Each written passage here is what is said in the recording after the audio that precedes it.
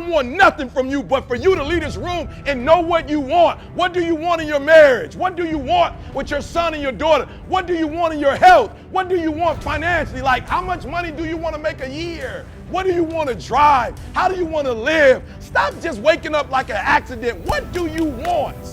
And then once you find out what you want, spend the rest of your natural life waking up and going after it.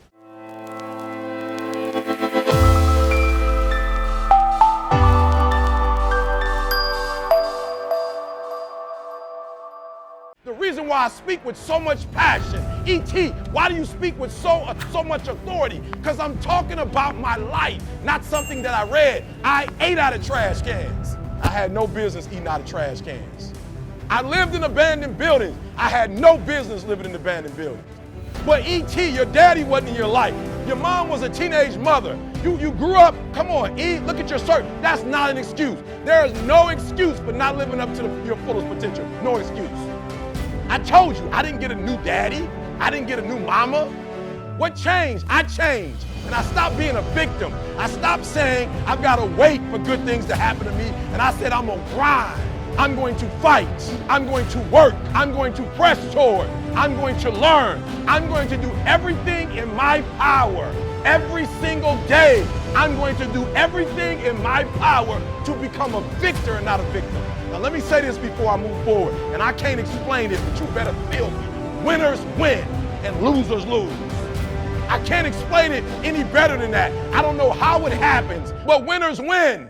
And if you create a culture of losing, if you keep being a victim, if you keep letting losing happen to you, if you keep letting people do you and treat you any kind of way, it's going to become a culture. Have you ever looked at yourself in the mirror and said, I'm not getting up on time. I'm not going to work on time. I'm not putting in 120% when I'm at work.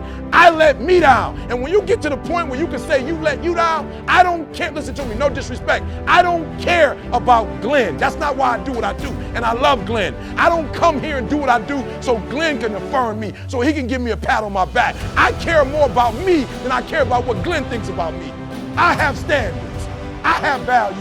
I don't care how much you pay me. If I speak at an elementary school for $300, I chose to do that for $300. If I chose to speak at a prison for free, I chose to do that. And I will not go in there giving those prisoners less than when somebody pays me $100,000. Why? Because I value myself enough to give 120% or don't do it. That's the problem with some of you.